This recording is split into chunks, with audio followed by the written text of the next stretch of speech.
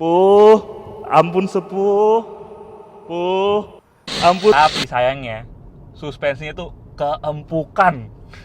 Bener-bener keempukan. Jadi kalau kita lewat bumps dan kita, ini lagi di kawasan peak dan kita naik tanjakan ke yang jembatan ya, itu belakangnya tuh kayak uget-uget gitu loh, kayak naik-naik gitu loh. Jadi ya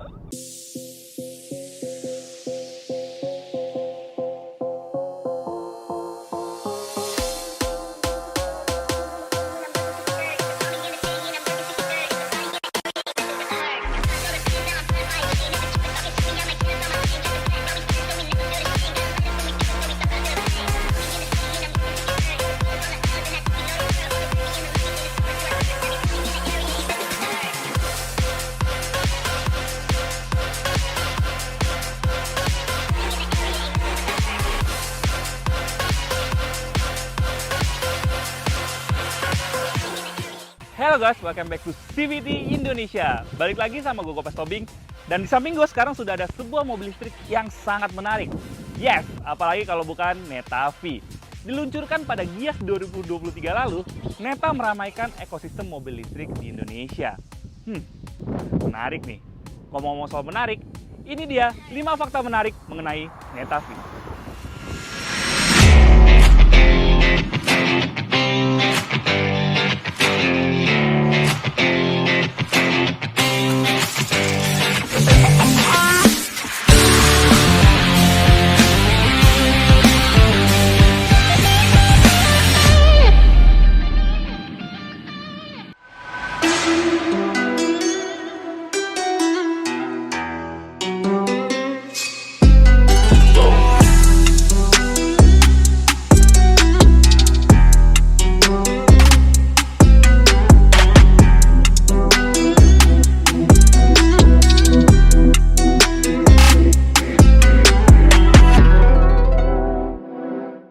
Fakta menarik pertama adalah pada brandnya. Yes, Neta sendiri adalah brand yang berada di bawah naungan Hozon Auto yang merupakan sebuah startup yang didirikan pada tahun 2014 dan berfokus di produksi mobil listrik. Bermarkas di Zhejiang, China, tapi kalau kalian main ke Zhejiang atau ke China, orang sana nggak akan connect apa Neta itu apa sih. So, daripada gua salah pelafalannya, sekarang kita panggil aja ahlinya. Yuk! Neta? Sama? Neta? 我不明白 Neta? 啊，Nacha Oh, Nacha bacanya. 不 Neta Nacha Oh, Nacha.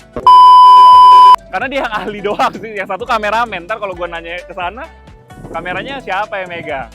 Yes, jadi pelafalan yang benar adalah Nacha. Dan di kuncinya nih, kuncinya juga unik ya, bisa jadi spinner kayak gini nih. Itu unik juga. Di belakangnya ada tulisan Nacha Auto, jadi pelafalan yang benar adalah Nacha.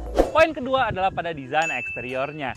Ya, kalau kalian lihat depan sini, dia tuh mirip ini ya, mobil listrik produksi perusahaan yang punya mas-mas di Amerika sana gitu ya. Itu mirip banget depannya, dari bentuk lampunya juga mirip banget. Jadi depan sini tuh sentuhan modernnya sangat amat terasa. Tapi sayangnya, untuk lampunya, dia masih pakai halogen biasa, walaupun memang sudah dilengkapi dengan proyektor. Untuk dimensinya sendiri, dia cukup kompak ya. Untuk panjangnya dia ada di angka 4070 mm dan lebarnya di 1690 mm. Sementara untuk tingginya dia hanya ada di 1540 mm. Dan yang menarik, untuk wheelbase-nya atau jarak sumbu rodanya, dia cukup panjang ya, ada di angka 2420 mm. Jadi harusnya interiornya tuh cukup lapang ya. Nanti kita lihat deh interiornya selapang apa sih.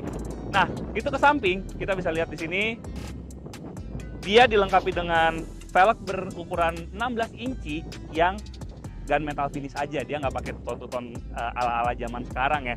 Chaoyang radial RP28 dengan profil 185-55R16. Jadi ini bannya menandakan kalau bannya masih dari impor dari sana ya. The whole car juga masih impor dari sana. Nah, yang menarik lagi di sampingnya dia ininya untuk charging portnya. Seakan-akan tuh punya 2 charging port.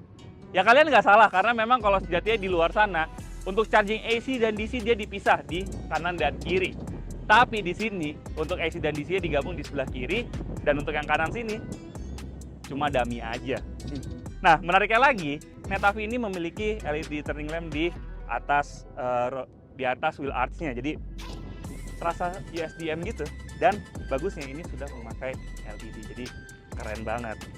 Tapi kalau lihat depan dan sampingnya, ini agak nano-nano sih. Kalau depan itu dia seperti sebuah hatchback, bener-bener sebuah hatchback. Tapi gitu kita ngeliat ke samping, ini seperti sebuah compact crossover. Jadi agak bingung sih sebenarnya mobil ini kelasnya di mana. Ya udahlah, daripada bingung-bingung kita lihat aja bagian belakangnya. Ya inilah desain belakangnya. Tapi jujur, dibandingkan desain depannya, gue tuh lebih suka lihat desain belakangnya.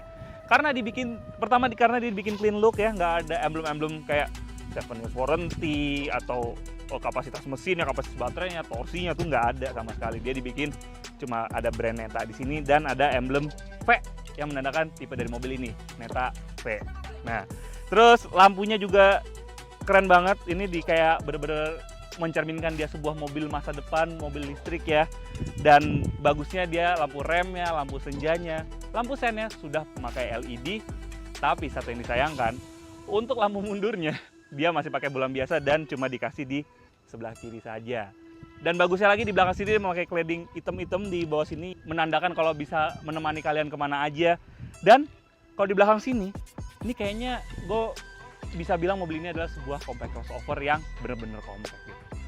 Poin ketiga adalah pada interiornya. Yes, gitu masuk interiornya, kita langsung disambut dengan interior yang layoutnya sangat simple tapi modern.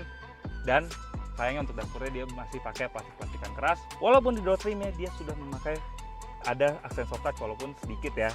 Dan masih dominasi sama plastik-plastikan keras. Yes.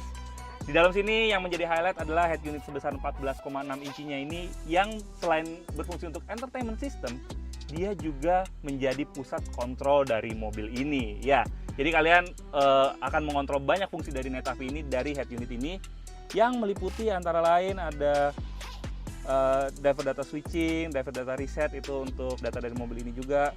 Driving mode setting yang menurut gue ini cukup menarik ya, karena biasanya kalau mobil-mobil tuh driving mode-nya ada normal, eco, sport.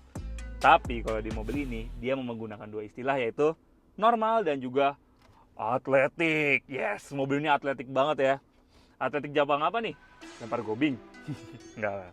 Terus juga kalian juga bisa mengatur dari leveling dari headlampnya, itu ada pilihan 3, jadi mau yang ke atas banget atau yang ke bawah banget kalian bisa mengaturnya dari head unitnya ini.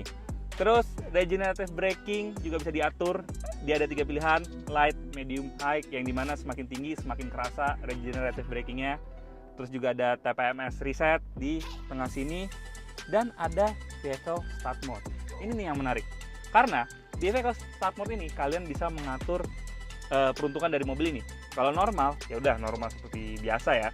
Terus beginner, kalian bisa mengatur kalau misalnya mobil ini hanya bisa nyala kalau misalnya diinjak rem dan seat belt dipasang, dan static. Jadi kalau static itu fungsi mobil semua berjalan kecuali untuk dipakai untuk mengemudi, itu nggak bisa. Terus ada tow mode, one pedal driving bisa dimatikan juga, parking mode, electronic stability program, dan juga hill descent control. Terus untuk pengaturan AC juga ada di sini, dan untuk mematikan mobilnya kalian juga dari head unit sebesar 14,6 inci ini ya.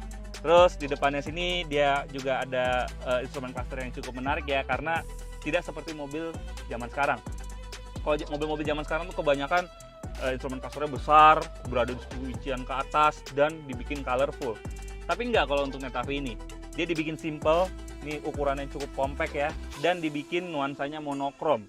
Tapi informasi yang ditampilkan tuh cukup lengkap ya. Dia ada arus listrik, suhu di luar mobil, ada jam juga, sisa range-nya. Cukup menarik ini pemilihan fontnya. Dan pastinya juga ada trip dan juga odonya, dan juga sisa persentase dari baterainya. Ya, ini di depan kita ada setirnya yang agak nano-nano desainnya di sebelah sini ya. Kalau tadi head unitnya ini mirip sama mobil listrik garapan mas-mas Amerika sana, kalau setirnya ini mirip sama garapan mobil mas-mas asal Perancis. Driving mode levernya itu kayak mobil mas-mas asal Jerman. Jadi ada perpaduan Amerika, Perancis, dan juga Jerman ya. Bagusnya lagi dia juga untuk joknya dia juga sudah dipakai leather ya, dan juga ada jahitan-jahitan asli berwarna putih. Dan berlanjut ke center console-nya.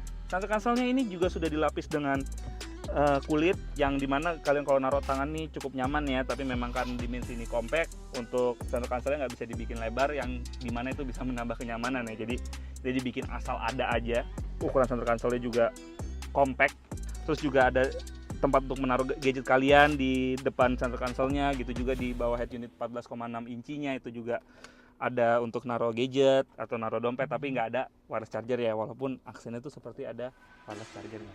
Dan untuk cup holdernya dia juga cukup banyak. Di depan sini ada 4, masing-masing pintu ada 2, jadi totalnya ada 4. Dan menariknya lagi, dia itu sudah memakai lampu di interior ini capacitive touch.